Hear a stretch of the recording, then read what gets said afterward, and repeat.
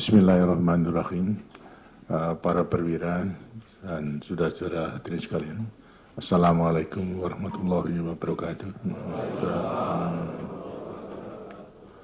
Saya sampaikan ucapan selamat datang kepada segenap siswa daripada Sasko ABRI dan tentunya juga pertama-tama sebagai orang yang selalu menunjukkan iman takwa kepada Tuhan Yang Maha Kuasa, saya ingin menyertai saudara-saudara semuanya untuk memanjatkan puji syukur kehadirat Tuhan Yang Maha Kuasa, karena seperti tadi juga dikatakan oleh Komandan Sasko ABRI, hanya dengan rahmat daripada Yang Maha Kuasa lah pada hari ini kita bisa melaksanakan bertatap muka. Tentunya seperti tadi juga diharapkan agar supaya tidak hanya terjadi sekali ini, tapi juga berulang-ulang. Tapi tentunya juga akan sangat tergantung pada waktu yang ada kepada saya, karena masalahnya juga tidak sedikit hal-hal yang harus diselesaikan. Tapi mudah-mudahan bila mana ada waktu, tentunya juga ada baiknya kalau selalu ada kesempatan untuk bertatap muka, sehingga bisa digunakan untuk saling mengisi, memberikan informasi yang sangat berguna bagi masing-masing dalam melaksanakan pengabdiannya kepada negara dan bangsa. Saudara-saudara sekarang adalah memperoleh kesempatan untuk mengikuti pendidikan di lembaga tertinggi daripada Angkatan Bersenjata Republik Indonesia, termasuk daripada perwira-perwira yang terpilih yang telah mengikuti tentunya dari Sasko-nya masing-masing angkatan, yang kemudian lantas diberi kesempatan untuk mengikuti pendidikan staf dan komando dalam tingkat komando ABRI ini. Yang tentunya juga saat ini sedang mendalami daripada ilmu strategi yang sangat memang diperlukan oleh saudara dalam menghadapi tugas yang akan datang. Dan kemudian lantas akan datang kita pos, ini salah satu pertanyaan, salah satu peternakan yang sebetulnya ya tidak ada apa-apanya di Tapos ini, itu tentunya juga ada maksud dan tujuan tertentu. Setidak-tidaknya adalah memang untuk mengetahui keadaan daripada Tapos dan mungkin juga latar belakang daripada mengenai usaha peternakan Tapos, karena sesuai pula dengan perkembangan politik selalu memang ada isu-isu yang tidak benar bahwasanya Tapos ini karena saya sebagai presiden lantas berkecimpung dalam peternakan, saya selalu merupakan suatu ranch yang mewah dan lain sebagainya. Dan ini disebarkan tidak hanya kepada universitas, tapi juga sampai kepada pondok-pondok pesantren. Sehingga memang pada akhir-akhir ini yang selalu juga datang di sini, termasuk para ulama, setelah mereka mengetahui yang merasa dosa karena sudah termakan oleh isu-isu tersebut yang tadinya sudah memberikan penilaian negatif terhadap Tapos, setelah melihat dengan mata kepala sendiri, loh kok tidak benar, yang kemudian dengan sendirinya merasa dosa sendiri gitu, karena memang sudah memberikan penilaian yang tidak benar. Tapi syukur alhamdulillah karena mereka lantas juga banyak yang datang kemari sehingga bisa menyaksikan apa yang dikatakan, ada istananya, kemudian ada helipadnya, ada golf course-nya, maupun juga ada kolam renang yang sebagainya. Lantas ternyata tidak ada. Tapi ada pula yang merasa tidak percaya, sehingga lantas mengecek semuanya ke seluruh daripada peternakan ini, lantas mengatakan kepada pekerjanya, benar-benar istananya tidak ada sini. Ya memang ya suruh cari, masuk istana disembunyikan. Dan demikian juga mereka menjadi yakin. Karena memang saya menyadari bahwa maksudnya daripada melemparkan isu negatif itu sebetulnya tujuannya tidak lain adalah untuk dapat memberi gambaran yang tidak baik kepada rakyat, agar supaya setidak-tidaknya lah memberikan gambaran yang seolah-olah tidak sesuai dengan tugas dan kepercayaan yang diberikan oleh rakyat kepada saya.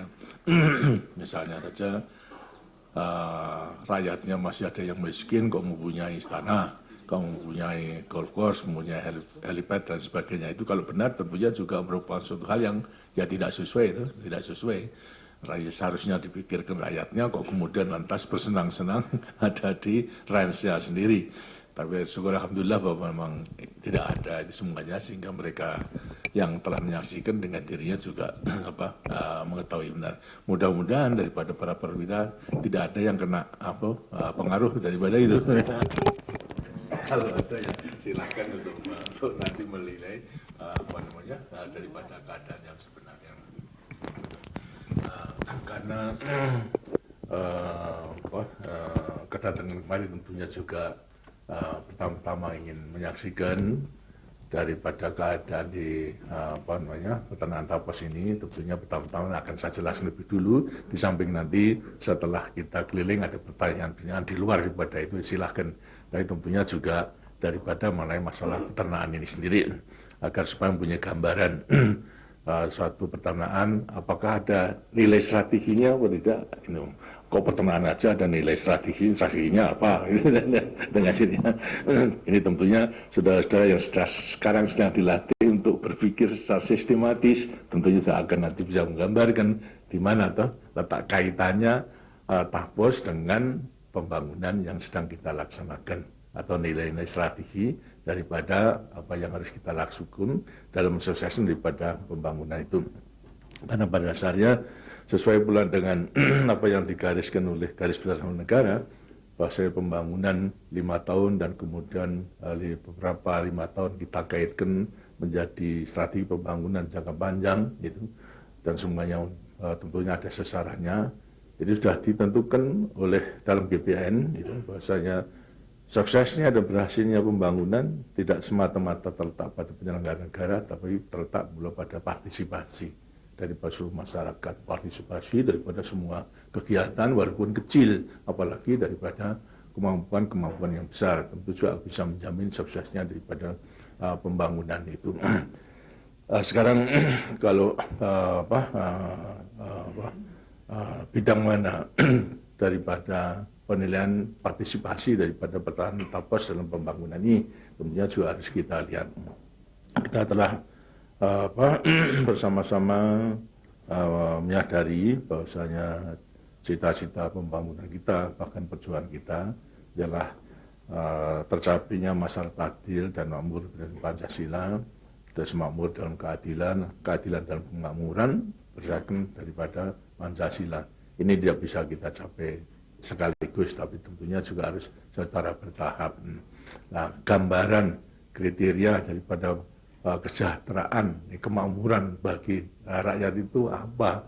Karena tidak bisa kita capai sekaligus, karena itu dengan tahapan-tahapan, dengan hasilnya harus kita lihat apakah yang bisa menimbulkan ketentraman daripada hidup daripada rakyat. Karena itu sejak semula daripada pembangunan telah kita tentukan agar supaya benar-benar rakyat setidak-tidaknya merasa kebutuhannya itu dicukupi. Kebutuhan daripada kehidupan yang paling primer adalah kebutuhan pangan, kemudian lantas kebutuhan sandang, lantas kebutuhan daripada papan perumahan, lantas juga lapangan kerja, pendidikan, dan kesehatan, pelayanan daripada kesehatan. Jadi itulah merupakan sasaran yang pertama-tama kita tentukan, sasaran yang sederhana sejak daripada kita melaksanakan pembangunan. Sedangkan strategi pembangunan jangka panjang pertama yang telah tentukan pula bahwasanya sesuai dengan situasi dan kondisi yang kita miliki, kita itu harus memiliki landasan pembangunan ekonomi di mana industri yang kuat didukung oleh pertanian yang tangguh. Terus kita mutlak harus membangun daripada industri, tapi juga tidak boleh meninggalkan daripada pertanian. Justru daripada pertanian itu yang harus diutamakan, karena untuk memenuhi kebutuhan pokoknya daripada ukuran sejahtera, kecukupan daripada pangannya itu tadi. Kita belajar daripada pengalaman negara-negara lain, negara maju, karena ingin mengejar ketinggalan dengan negara industri yang telah maju, kemudian terus langsung kepada pembangunan daripada industri, melupakan daripada pertanian. Akibatnya apa? Akhirnya gagal. Karena gagal tidak bisa sukses dalam pembangunan industri, karena masalah industri membutuhkan satu modal ilmu pengetahuan dan teknologi ternyata belum ada, bahkan mungkin dalam rangka alih teknologi yang diberikan teknologi yang sudah usang, dengan lantas dia akan bisa bersaing dengan mereka yang telah memaju daripada teknologinya. Sedangkan pertanian kemudian terbengkelai. Karena itu belajar daripada pengalaman negara-negara itu, kita tentukan pertanian harus kita dahulukan sambil kita membangun daripada industri gitu. Karena dengan pertanian terutama untuk mencukupi kebutuhan pangan sebagai kebutuhan pokok daripada rakyat, sedang industri bertahap. Di antaranya industri adalah industri yang mendukung pertanian, barulah tahapan daripada industri yang mengolah bahan mentah menjadi bahan baku barang jadi, sampai baru pada permesinan. Nah, sekarang ternyata daripada pembangunan di bidang pertanian untuk mencukupi kebutuhan pangan itu adalah tidak mudah. Satu ukuran pada waktu kita mulai daripada pembangunan, terutama rakyat kita yang memiliki tanah itu memang sangat menyedihkan akibat daripada penjajahan, mungkin juga akibat daripada salah satu kebudayaan yang telah kita anut dalam sistem warisan. Tanah yang sudah sempit diwariskan kepada anak lelaki, kemudian berulang-ulang sampai akhirnya bagiannya menjadi kecil gitu. Sehingga nyatanya pada waktu itu adalah permulaan daripada pembangunan. Rakyat kita itu 18.750.000 petani penggarap sawah yang memiliki tanah. Lainnya ada buruh tani. Ada yang tidak mempunyai sawah tapi buruh tani. Ternyata bahwa di antara 18.750.000 petani penggarap sawah itu adalah 11 juta memiliki tanah di bawah setengah hektar. Di antaranya 11 juta itu 6 juta memiliki tanah di bawah seperempat hektar. Seperempat hektar itu berapa? Ukuran 50 meter kali 50 meter. Sebagai sumber penghidupannya ada mana cukup. Sedangkan dalam usaha pertanian pada waktu itu secara tradisional hanya biasa saja, itu hasilnya hanya 2 ton. Nah, kalau seperempat itu hanya 500 kilo untuk kemudian mencukupi kebutuhan keluarganya. Ya terang tidak cukup, berasnya tidak cukup, apalagi membeli barang-barangnya. Karena itulah dalam rangka pembangunan pertanian itu kita usahakan bagaimana untuk memperluas arealnya sudah belum mungkin gitu. Tapi sekarang berusaha untuk meningkatkan apa yang dimiliki gitu. Yang sempit tadi produksinya meningkat. Karena itulah kita usahakan dengan menerapkan teknologi tepat guna supaya produksi per hektar itu menjadi naik itu. Nah, itu dengan melewati panca usaha, bergunakan baik mengenai bibit unggul, pupuk, obat-obatan, cara tanam yang baik dan irigasi, ternyata itu bisa menaikkan produksinya secara individu melaksanakan panca usaha bisa double, itu 2 ton jadi 4 ton. Kemudian atas dengan secara kelompok lebih bisa double lagi itu menjadi 8 ton. Dengan demikian lantas walaupun tanahnya itu tanahnya tetap sempit, tapi produknya sudah menjadi meningkat daripada mereka ini. Ini tentunya ini antara lain salah satu daripada usaha kita yang bisa sukses. Wujudnya adalah kita bisa swasembada beras. Setelah kita berusaha 17 tahun, tahun 84 baru kita swasembada beras. Karena apa? Dengan intensifikasi pengeterapan teknologi tepat guna untuk menaikkan produksi per hektar tadi. Akibatnya apa? Akibatnya dengan kita harus selalu mampu untuk menghasilkan bibit unggul. Karena bibit yang dulu itu waktunya lama, umurnya lama. Bibit unggul dengan harus pendek. Kemudian lantas bisa lebih berkembang sehingga dompolannya itu akan lebih menjadi besar. Akibatnya dengan sendirinya akan produksinya juga naik. Itu akan menjadi dombolnya akan besar dengan dukungan daripada pemakaian pupuk. Akibatnya pupuk itu harus didahulukan pabrik daripada pupuk. Dan memang nyata itu pada waktu kita permulaan daripada pembangunan itu pabrik pupuk kita baru 100.000 ton. Sekarang itu sudah 6 juta ton, itu masih kurang. Itulah antara lain salah satu daripada rahasia kenapa kita bisa swasembada. Kita bisa membuat daripada pupuk karena bahannya ada, gasnya itu ada, dan memang kita utamakan. Dan ini antara lain merupakan salah satu perhitungan yang kita bertentangan dengan Bank Dunia pada waktu itu. Bank Dunia mengatakan bahwasanya tidak perlu segera membangun pabrik pupuk karena di pasaran sudah ada. Dan mereka pada waktu itu adalah memperhitungkan apakah rakyat Indonesia itu akan bisa menyerap teknologi penggunaan pupuk karena pendidikannya itu masih rendah. Gitu. Karena mereka mengambil contoh seperti India yang pendidikan lebih tinggi, artinya lebih maju, toh tidak bisa sukses. Saya mengatakan ya barangkali India demikian. Akibat daripada penjajahan, rakyat Indonesia memang demikian. Pendidikannya belum tinggi. Tapi bukan berarti bahwa rakyat Indonesia itu bodoh. Itu hanya caranya daripada mendidik saja. Kalau mendidiknya itu dengan teori dan sebagainya tidak akan bisa. Tapi rakyat kita diberi contoh, itu dengan template-template, mereka itu akan mengetahui, meniru. Sehingga akan cepat untuk melaksanakan. Terus pada waktu itu Bank Dunia tidak setuju kita memprioritaskan untuk pembangunan pabrik pupuk itu, tidak setuju agar supaya membeli saja. Saya mengatakan di antara lain adalah kebutuhan kita ya sekarang masih bisa membeli itu karena masih banyak produksinya. Tapi kalau kita itu ketahuan oleh dunia bahwa sangat tergantung pada mereka, ya, hanya jadi pasaran saja pada suatu saat harganya kan dinaikkan. Karena itu kita harus segera membangun untuk melepaskan ketergantungan kita dengan negara-negara penghasil daripada pupuk. Apalagi bahwasanya mutlak pertanian harus kita sukseskan untuk menghasilkan daripada pangan tersebut.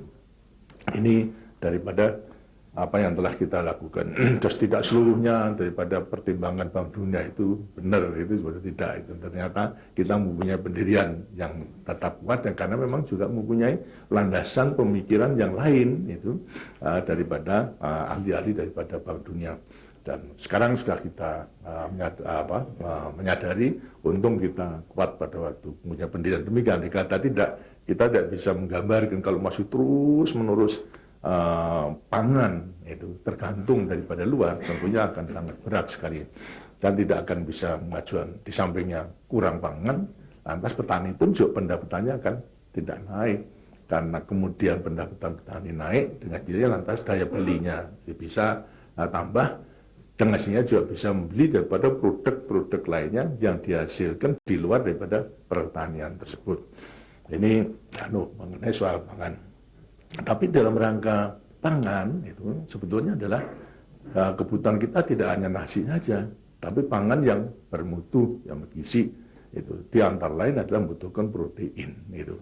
Kalau hanya beras saja, tentu juga lantas sekarang tidak akan mencukupi daripada penyediaan pangan yang cukup, apalagi mengenai soal protein. Karena kekurangan protein akan membawa pengaruh daripada pertumbuhan anak. Kecerdasan daripada manusia ternyata terletak kepada suplai daripada protein, baik protein hewani daripada ikan maupun juga daripada hewan sapi, kerbau dan sebagainya.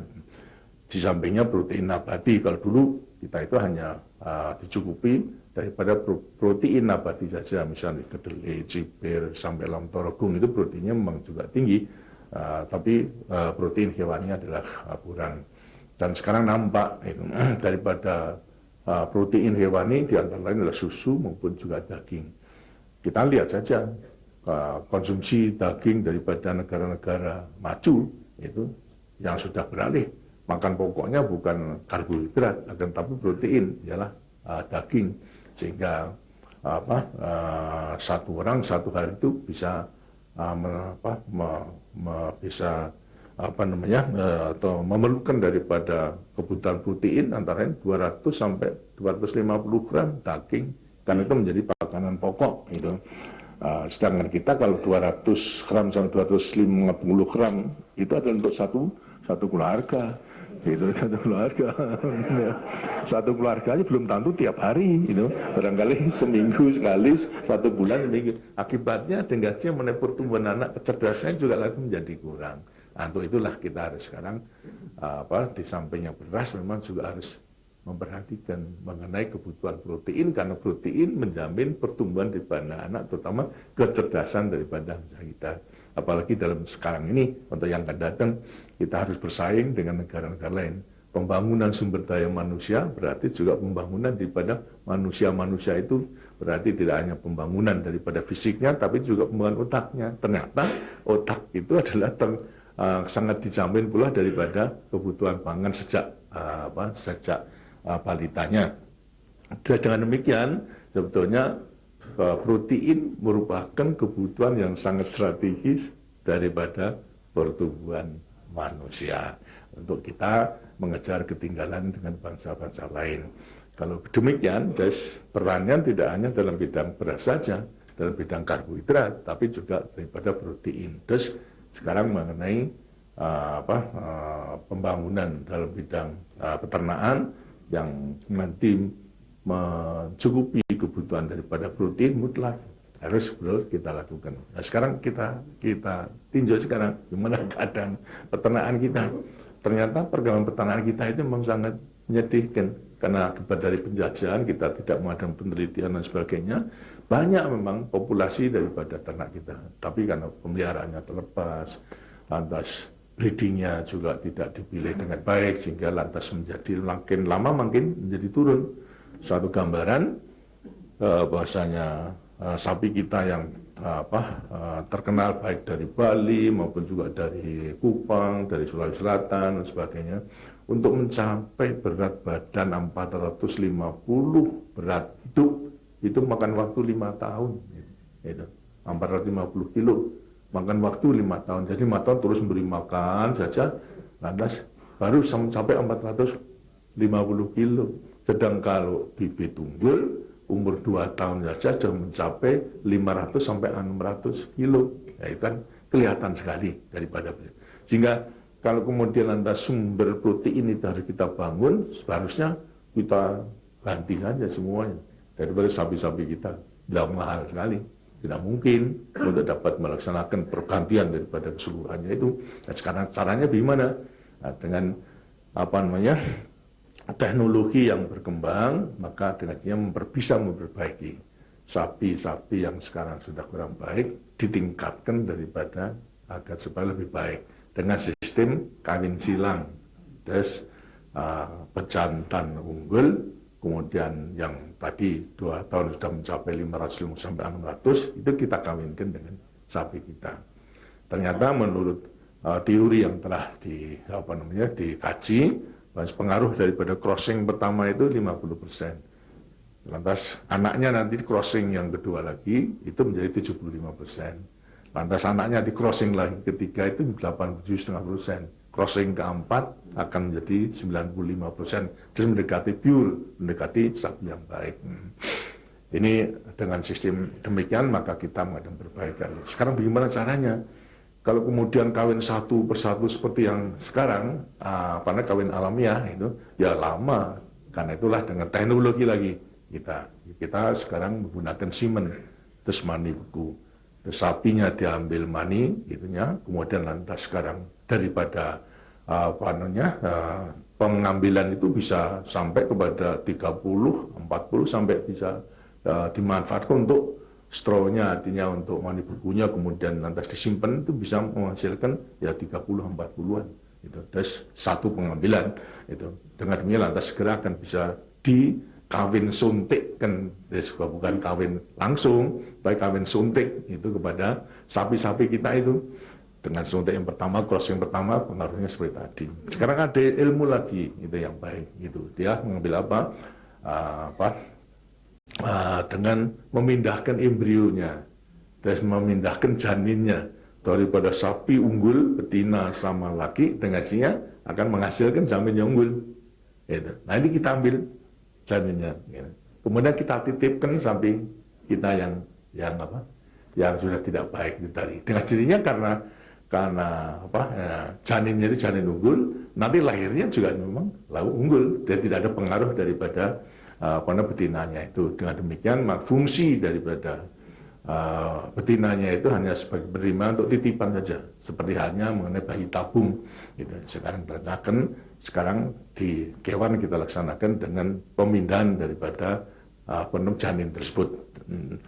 Jadi embrionya kita pindahkan. Ini akan lebih cepat lagi itu daripada perbaikan daripada sapi-sapi kita. Ini antara lain dengan mengeterapkan dan melaksanakan teknologi yang telah dikaji, yang telah diuji di mana-mana kita laksanakan.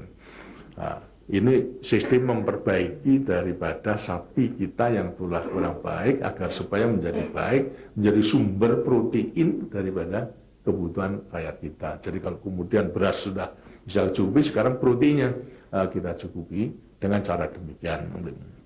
Nah, sekarang tentunya bagaimana itu pelaksanaannya. Nah, ini sebetulnya di tahap pos ini maksudnya memang sudah dalam rangka strategi untuk dapat turut serta mengatasi mengenai kekurangan sumber protein daripada memperbaiki ternak kita itu. Karena ini di sini sebetulnya kita namakan peternakan 3S, 3S itu.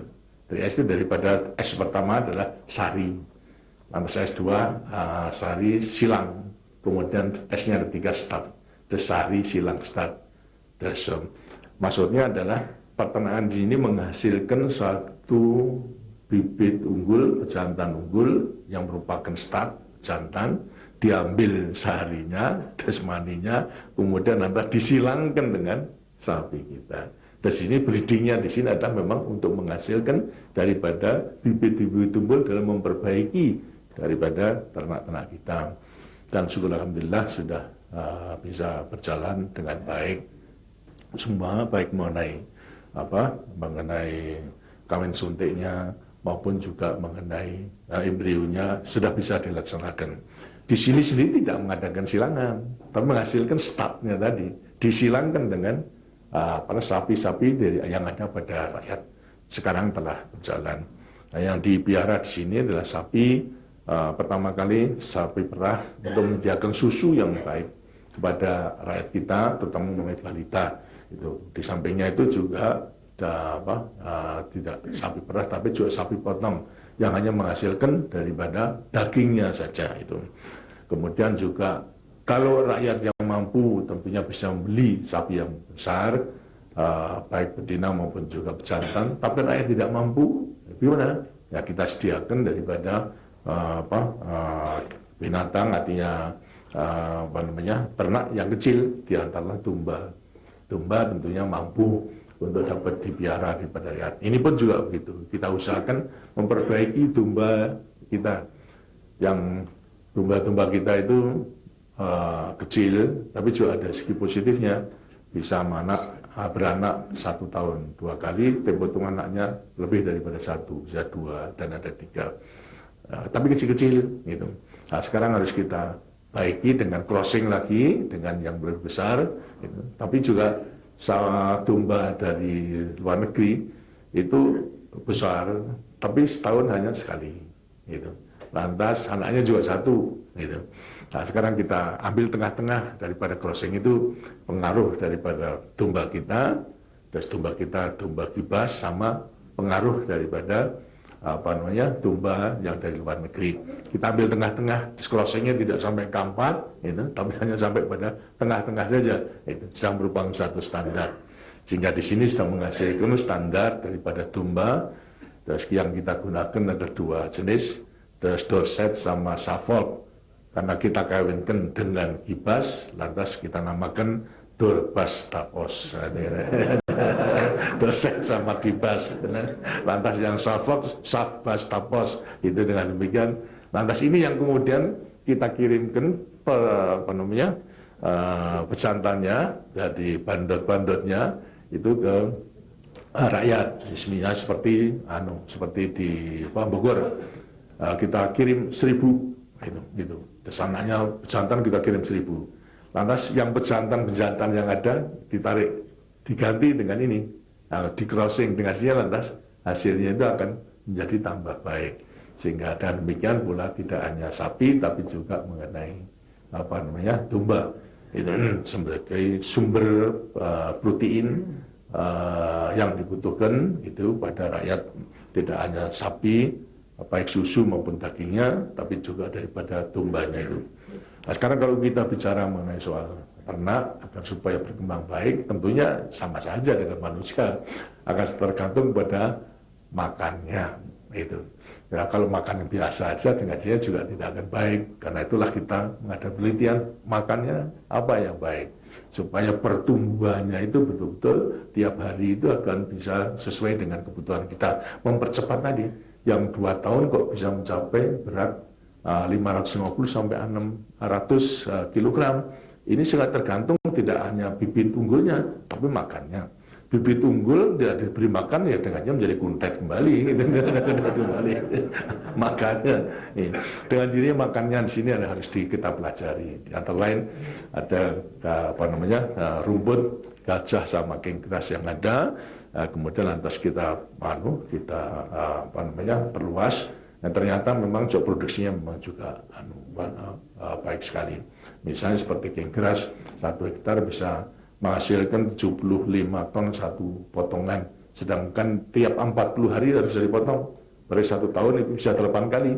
Dan kalau tidak dipotong langsung menjadi tua, izinnya menjadi turun. Nah, karena itulah harus kita potong, dan 75 kilo hasilnya.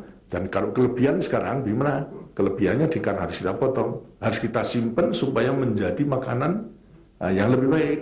Dengan sistem fermentasi, kita masukkan silo, dicampur dengan limbah-limbah lainnya. Ternyata menjadi makan ternak yang lebih baik lagi. Jadi karena untuk hewan, untuk binatang, manusia saya kira pun demikian, tapi lebih-lebih adalah binatang. Kalau terlambat 1 hari 2 hari, kemudian lantas timbul kekurangan daripada makanan, untuk memperbaiki itu sulit. Gitu. Karena terus-menerus makanan cukup, karena di sampingnya makanan yang segar, pada saat hujan, pada saat kemarau sudah ada persediaan. Gitu. Jadi terus-menerus harus ada persediaan daripada makan. Inilah dengan sistem fermentasi itu kita simpen, kita cacah, kita campur, masuk ke dalam silo, itu kemudian lantas bisa menghasilkan makanan sekaligus untuk cadangan daripada pangan. Kalau dulu daripada nenek moyang kita, cadangannya hanya damen saja. Itu artinya padi kemudian dikeringkan, kemudian lantas disimpan. Dan itu saja, padahal tidak ada gizinya apa-apa daripada damen, itu hanya untuk isi perut saja. Sedangkan ini dengan sistem demikian, maka mutu daripada pangan akan lebih baik gitu. Inilah antara lain daripada mana soal panganan. Tapi juga sekarang bagaimana agar supaya bisa lebih kalau rakyat untuk bikin silo yang tinggi besar tentu mahal, koperasi bisa, Pak. Tapi ada yang tidak bisa dengan menggunakan plastik juga bisa. Terus plastik setelah kemudian sacah dicampur, misalnya masukkan plastik, kemudian lantas diusahakan diikat supaya kedap air sama kedap hawa, simpan di tanah sama saja. Terus petani pun bisa membuat cadangan daripada pangan dengan fermentasi tersebut. Nah sekarang gimana caranya? Lebih-lebih daripada rakyat yang tadi mempunyai tanah yang sempit tadi, di bawah seberapa hektar tadi. Sekarang kita usahakan supaya minimal memilih 0,5 hektar, karena itu program transmigrasi.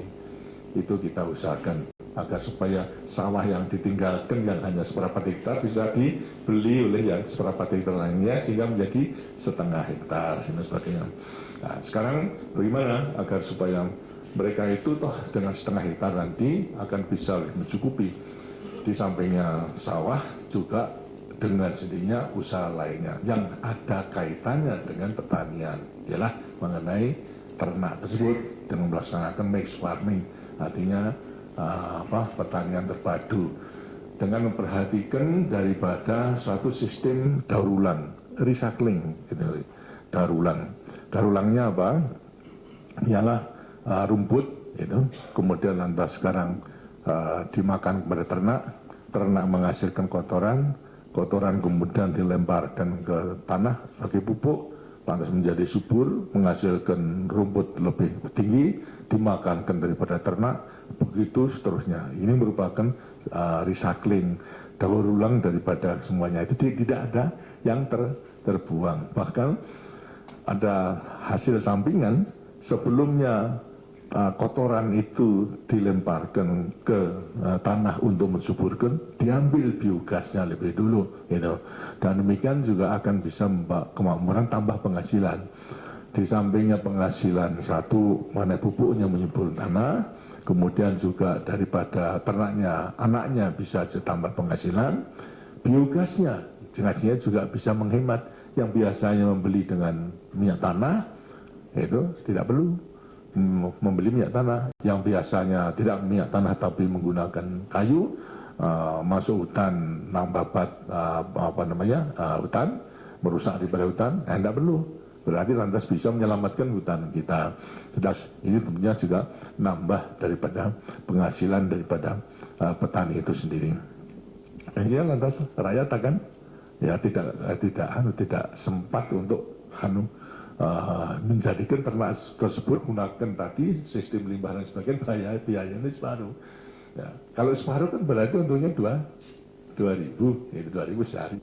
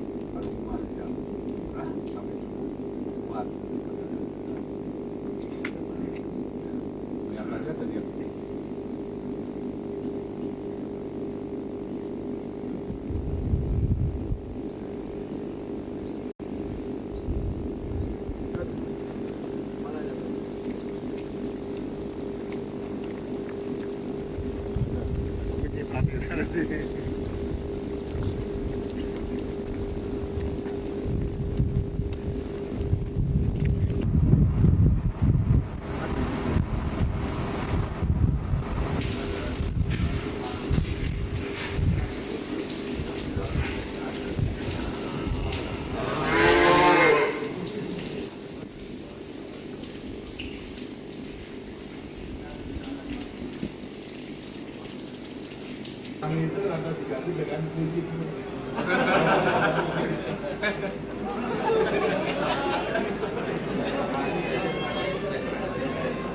Tidak hanya untuk yang pulang terus sampingnya.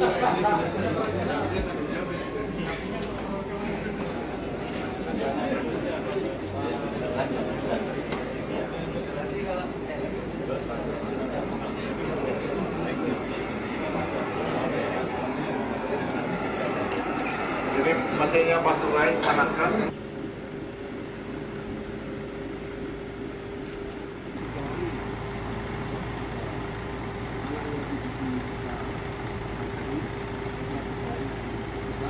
Sama pola. Dulu ada tambahan liter. Terus ayam. Lauknya itu seperti tembakau harus double fermentasi. Kalau ini tidak pakai. Karena sekarang liternya sudah mahal. Kurang pupuk.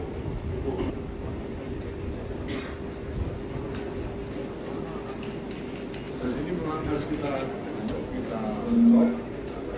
Kalau tidak dipotong demikian dimakan kan layak dimakan.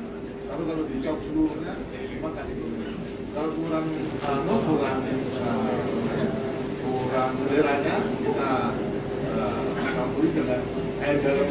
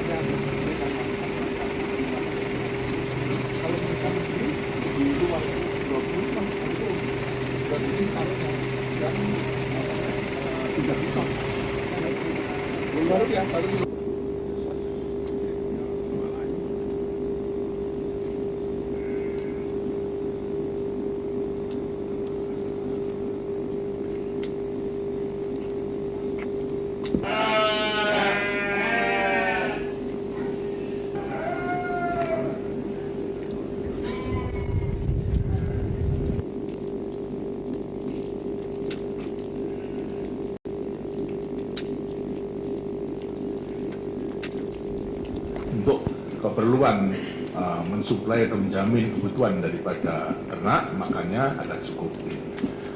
begitu pula jagung dan sebagainya juga cukup, janis, ya, begitu pula kopi ini juga ada, sekaligus dalam memanfaatkan daya gitu, semua bisa dibiayai daripada penghasilan baik mana susu nampung susunya untuk kemudian diolah dalam rangka kepentingan mereka. Sebetulnya kita anjurkan kalau nanti susunya itu tidak mereka membeli dari sini itu kemudian lantas sekarang dipinjamkan kepada petani-petani dengan kredit punya juga mahal ternyata bunganya, dan yang kita berikan kepada mereka atau dari Yobrana, tapi kalau sudah ambil dengan sininya pasti itu tidak wajar.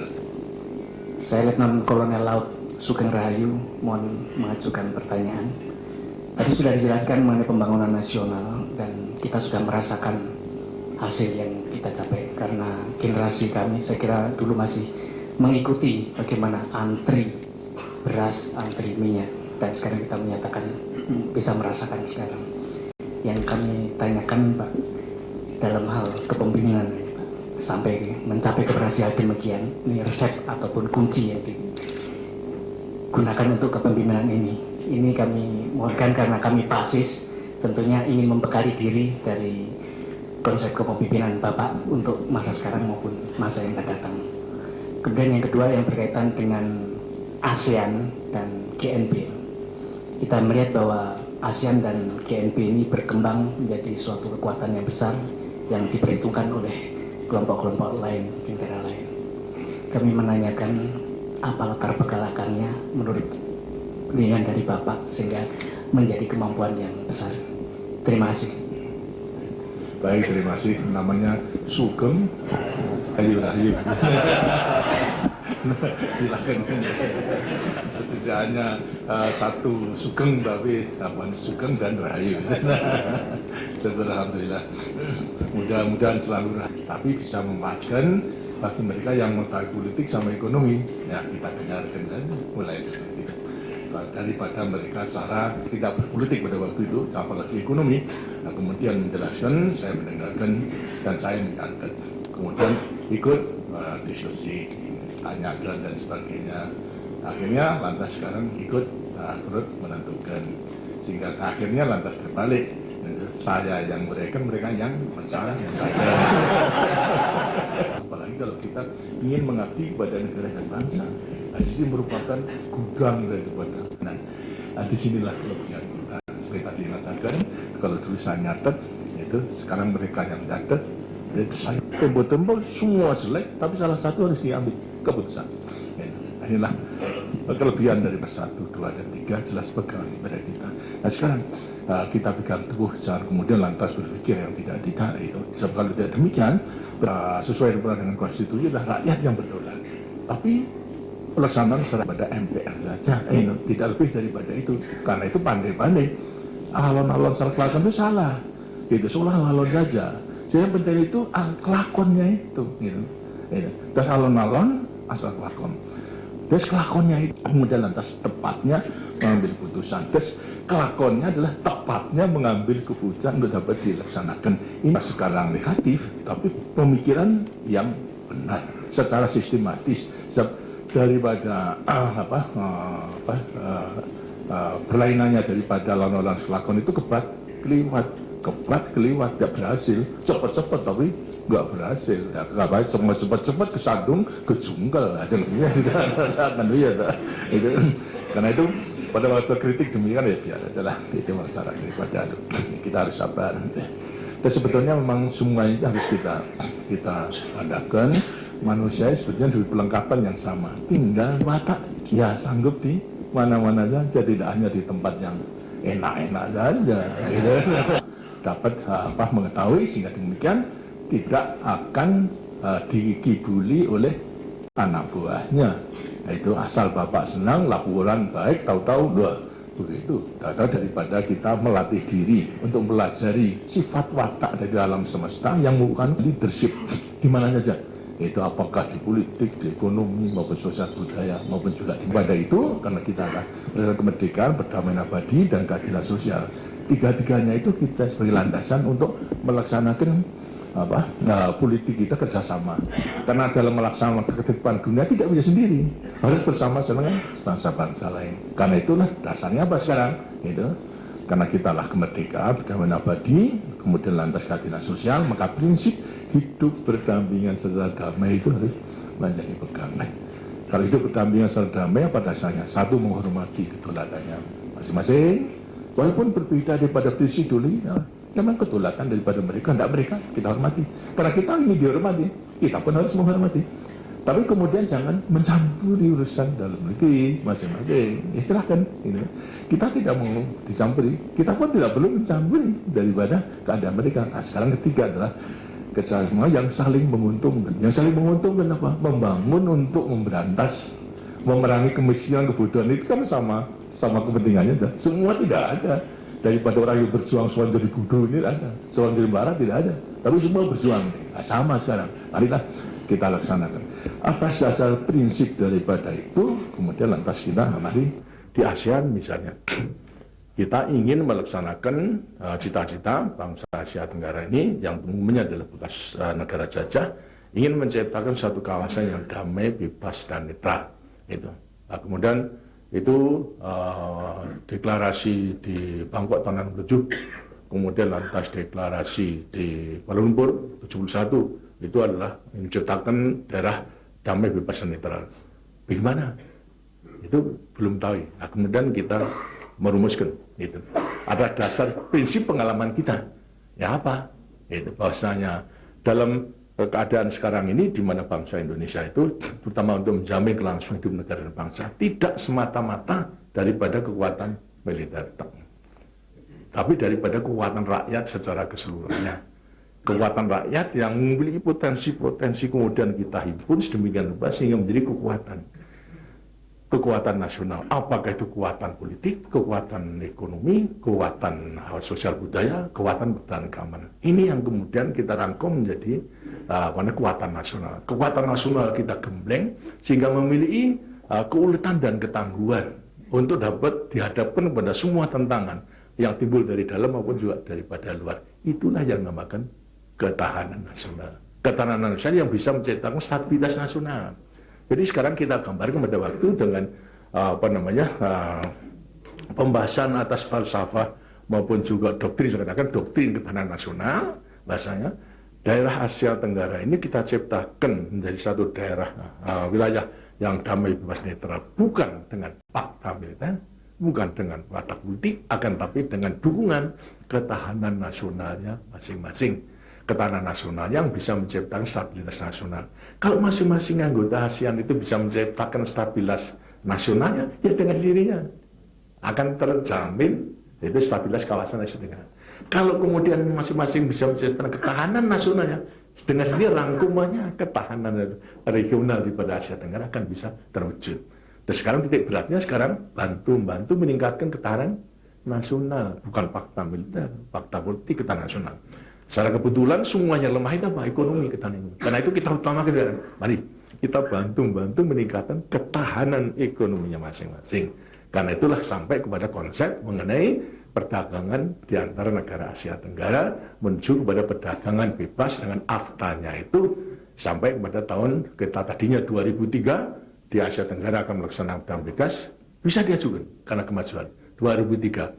Mandala jangan ingin majukan lagi, tapi yang mengajukan negara kaya, ialah Brunei. Ya terang saja mereka tidak punya.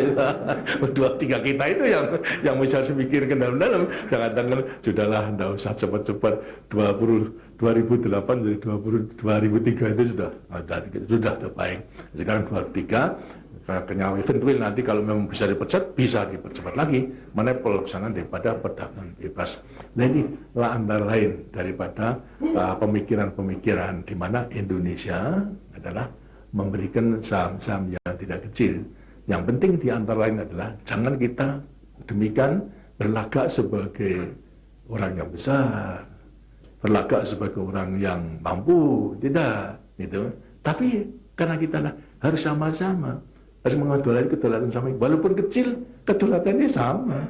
Karena itulah kita mengajak merangkul daripada dengan cara demikian mereka itu lebih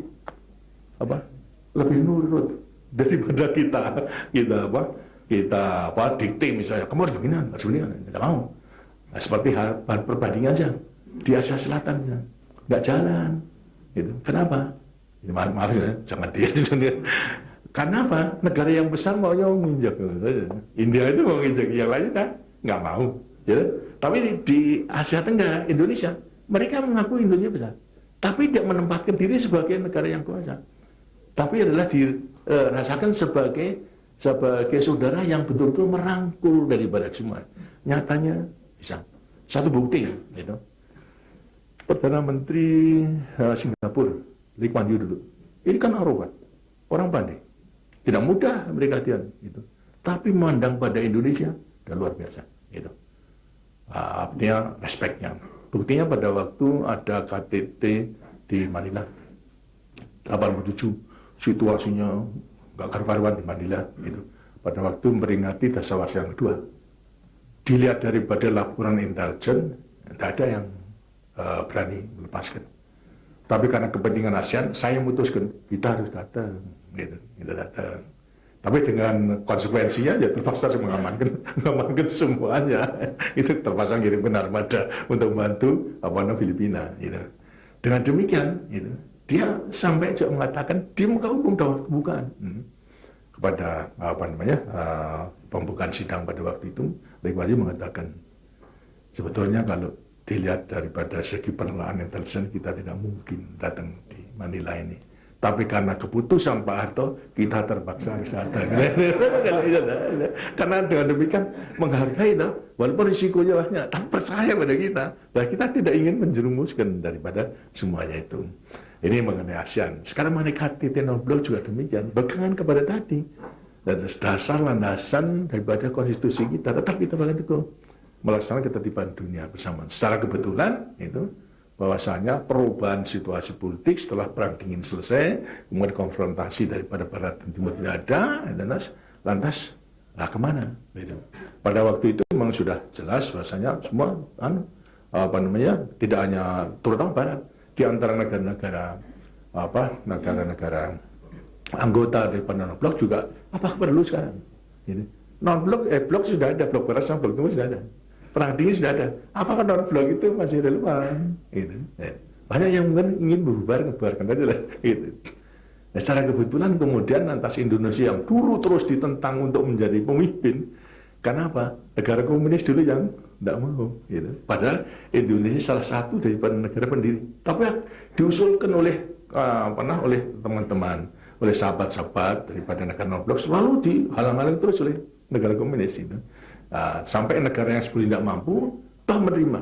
Gitu. Nicaragua tidak punya kemampuan, negara kacau ya, toh menotot menjadi apa? Karena didukung oleh baik Cina maupun juga oleh Rusia pada waktu itu. Ya akhirnya tidak bisa. Nah, setelah dalam keadaan persis dari situasi dunia berubah, baru lantas Indonesia ada yang mengusulkan supaya memimpin. Nah sekarang pada saat itu pula dengannya kita tentunya dihadapi pada satu tantangan pendirian non-blok itu masih relevan atau tidak. Gitu. Bagi Indonesia artinya masih relevan. Masalahnya apa? Bukan karena ada blok timur dan blok barat, sudah tidak ada karena kita non-blok. Tapi kita menganalisa adanya non-blok itu sebetulnya adanya blok barat, blok timur yang memungkinkan perang. Gitu. Nah kalau adanya perang itu dengan negara-negara berkembang tidak akan bisa melaksanakan pembangunan. Sehingga kita mendirikan non-blok itu sebenarnya mencegah daripada timbulnya perang itu. Gitu. Untuk apa? Ya, tadi, kalau ada perang kita itu akan tidak bisa melaksanakan pembangunan. Tidak akan bisa memerangi kemiskinan. Tidak akan bisa membangun. Dan sekarang non-blok sudah ada, cita-cita untuk membangun, memerangi kemiskinan itu apa ada kan? Nah ini kita pegang teguh. Walaupun non-blok sudah ada, tapi cita-cita kita daripada non-blok tidak semata-mata untuk tidak turut blok sana blok sana, tapi adalah membangun, memerangi kemiskinan dan sebagainya. Ini tetap relevan. Karena itu non-blok ini masih relevan, sekarang bukan diarahkan untuk mencegah timbulnya perang dari blok barat, blok timur, tapi untuk melaksanakan pembangunan. Karena itu kita arahkan pada waktu daripada titik berat pada politik sekarang kepada ekonomi. Nah ekonomi, kalau politik konfrontasi sekarang ekonomi ke kemitraan daripada keseluruhannya. Gitu. Nah, kita membuat konsep daripada keseluruhannya diterima. Ya, secara kebetulan, semua bisa berjalan dengan baik selama dipimpin oleh Indonesia. Itu dirasakan oleh negara-negara. Kalau dulu itu politik, gitu, setelah politik ya, kemudian putuskan sudah nggak ada apa-apa. Gitu. Tapi setelah Jakarta, kemudian ada ekonomi, setelah kemitraan, ada konsep, laksanakan. Termasuk daripada perjuangan Indonesia adalah untuk memperjuangkan negara-negara yang paling miskin karena beban daripada utang tersebut. Utangnya tidak mungkin bayar karena ya memang tidak kemampuan. Ini Indonesia memperjuangkan. Di sinilah letak daripada dirasakan akan kepemimpinan Indonesia tidak memikirkan dirinya sendiri, tapi justru memikirkan kepentingan negara lain, negara anggota termasuk Afrika Selatan. Ada 54 negara, di antara 18 yang kita pikir kita perjuangkan. Itu. Nah, sampai kepada menerobos pada waktu itulah terus ekonomi, kemitraan, kerjasama selatan-selatan diutamakan. Itu. Lantas dialog utara-selatan. Selatan dialog utara-selatan yang macet. Mengatakan kalau ini akan bisa berjalan tergantung pada kita. Kalau selatan-selatan itu mampu, otomatis dengan siap akan bisa menuntut dialog utara-selatan. Karena selatan-selatan kita usahakan. Ya kita terobos pada waktu utara selatan mulai dari konferensi G7 di Tokyo masuk, gitu. Hingga kemudian lantas diterima daripada keseluruhannya itu. Terus kemudian sampai lantas berkembang sampai pada akhirnya waktunya akan menyerahkan semua mengharapkan supaya Indonesia melaju. Nah, kita harus konsekuen, konsisten. Kalau 3 tahun ya 3 tahun, jangan sampai lebih. Kalau begitu terus nanti saya mikirkan negara lain, negara saya dan jangan. Gitu. Akhirnya mutlak. Tapi dengan jaminan bahasa, walaupun Indonesia tidak mengetahui, kita sebagai anggota tetap akan mendukung itu Columbia untuk dapat melaksanakan kepemimpinannya dengan konsep-konsep yang telah ada. Nah, inilah antara lain bahasanya sekarang dirasakan di ASEAN maupun juga di non-blok. Tidak hanya non-blok, Barat semua mengakui. Gitu. Dan karena approach daripada Indonesia tidak konfrontatif tapi kemitraan diterima, sampai sekarang mengenai dialog utara-selatan sudah menjadi bahan putusan daripada PBB, daripada negara maju menerimanya. Laksanakan karena kita juga ingin bahasanya dialog utara-selatan jangan membentuk satu lembaga baru. Kita udah lembaga yang ada, PBB. Mari kita laksanakan di situ. Tidak perlu nanti kalau lembaga baru, biayanya siapa? Jangan di PBB itu sudah ada. Nah itu. Nah ini kemudian dihargai sampai kepada membawa kepercayaan kepada Indonesia itu baik daripada anggota non-blok maupun Barat, bahwa benar-benar Indonesia berjuang tidak hanya untuk kepentingan negara bangsanya, tapi juga untuk kepentingan daripada kawasan maupun juga subkawasan dan kawasan maupun juga untuk global. Ini mengenai ASEAN maupun juga KTT non-blok, sehingga kita tinggal melanjutkan saja. Kita sekarang memanfaatkan kebanggaan itu gitu, untuk betul-betul karena memperoleh respect, tinggal sekarang kita manfaatkan bagaimana caranya untuk memanfaatkan itu dalam rangka membangun sampai kepada mengenai soal efek.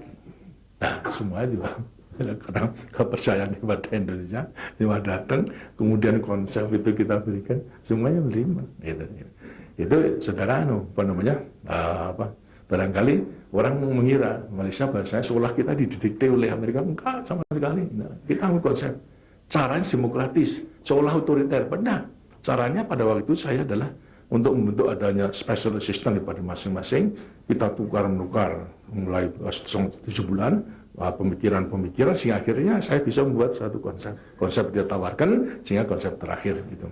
Sehingga kemudian ya bisa selesai 1 hari, belum jamnya sudah selesai, kecuali daripada Malaysia. Sedangkan dikatakan Amerika menekan, sama sekali tidak. Kita dapat kesulitan dari Amerika pada waktu itu. Amerika adalah penentuan jangka waktu, karena saya tentukan begini. Sekarang kerjasama daripada APEC itu harus diakui mengenai perbedaan daripada kekuatan. Ternyata semua fakta. Satu, Amerika, Jepang, lantas Kanada, kemudian lantas dari Australia sama New Zealand kan negara maju, kemudian negara setengah maju, lainnya negara berkembang. Kalau itu lantas kerjasamanya itu saling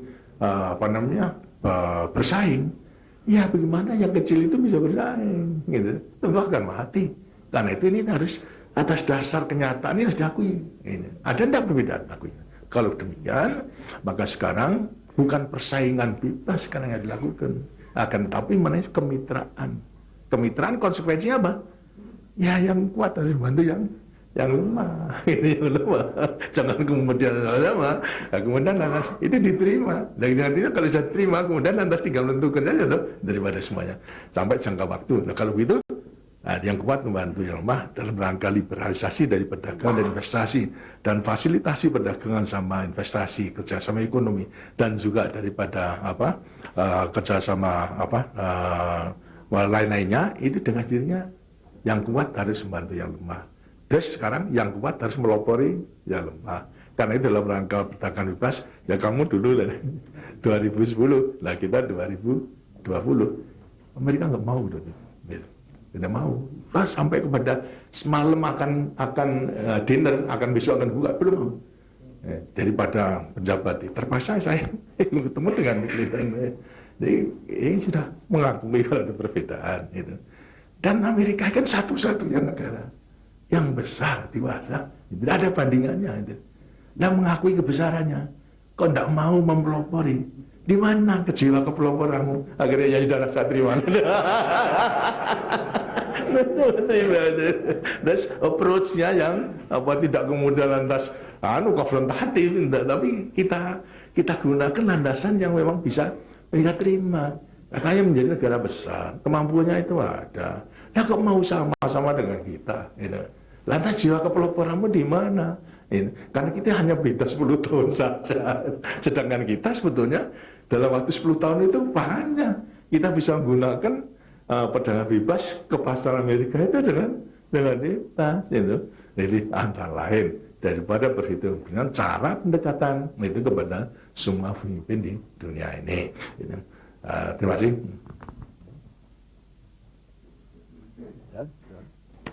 Presiden Soeharto yang kami hormati, saya Kolonel Seni Siswanto izin bertanya mengenai dua hal. Pertama mengenai pembangunan nasional.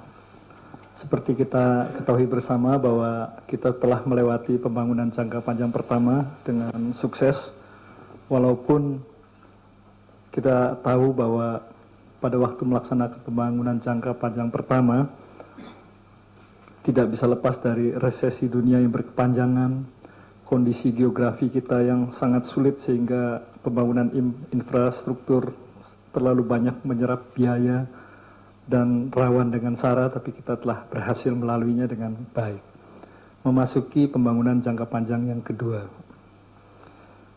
Tantangan yang dari dalam tetap ada seperti itu.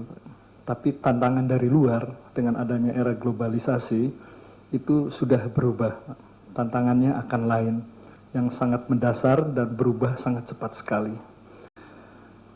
Kemudian seperti tadi yang dijelaskan oleh Bapak Presiden bahwa kita akan memperoleh keuntungan waktu 10 tahun khususnya dalam bidang ekonomi dengan diberlakukannya tahun 2010 dan tahun 2020. Mohon kami selaku perwira siswa dibekali nasihat atau bekal bagaimana menghadapi kesulitan yang akan kita hadapi pada PJP 2 dan bagaimana memanfaatkan peluang 10 tahun dalam bidang ekonomi yang seharusnya dapat kita memanfaatkan semaksimal mungkin. Itu pertanyaan yang pertama dari kami. Pertanyaan kedua, di samping kita bangga dengan keberhasilan yang telah kita raih sampai saat ini, ada sedikit rasa keprihatinan kami terhadap generasi muda. Kami melihat walaupun tidak dalam jumlah yang menyeluruh, mulai dari kenakalan remaja, perkelahian anak sekolah sampai meningkat ke mahasiswa, bahkan menjurus ke arah kriminalitas, meningkat ke arah tindakan-tindakan yang tidak mencerminkan disiplin nasional, padahal kita ketahui bahwa mereka juga akan menduduki posisi-posisi yang tertentu yang penting bagi negara dan bangsa ini. Sebagai rasa keprihatinan kami sebagai generasi penerus, mohon petunjuk dari Bapak Presiden bagaimana kami akan menghadapi situasi-situasi yang demikian. Terima kasih. Terima kasih. Terus pertanyaan yang pertama, saya kira mengenai soal pembangunan, jelas memang itu merupakan satu tantangan yang tidak ringan. Tapi kita harus benar-benar pandai-pandai untuk dapat menilai kemampuan kita, dan kemudian sekali lagi itu kemudian memanfaatkan kemampuan kita itu untuk membuat perencanaan dan tindakan-tindakan yang tepat, sehingga setiap langkah itu selalu akan menambah kemampuan, sehingga dengan demikian memang tidak akan bisa sekaligus kita ini, tapi hendaknya agar supaya segala pemikiran, perencanaan dan pelaksanaan sesuaikan dengan kemampuan, bukan lantas untuk hanya bertahan status quo, tapi selalu akan menambah kemampuan. Terus kepandaian untuk menganalisa daripada semuanya. Setelah itu membuat perencanaan. Dengan cara demikian, saya kira terus perencanaan harus realistis dan pragmatis, sehingga akan bisa menambah kemampuan daripada kita. Itu yang harus kita laksanakan sehingga menghadapi daya saing kita dengan negara-negara yang mutlak. Seperti yang telah ditentukan oleh GBIN. Meningkatkan daya saing, mau tidak mau tergantung kepada sumber daya manusia. Terus pembangunan sumber daya manusia, kualitas masyarakat Indonesia melewati pembangunan sumber daya manusia itu mutlak. Pendidikan maupun juga daripada latihan-latihan. Sehingga setiap daripada produk maupun jasa yang kita hasilkan selalu harus di atas daripada lainnya.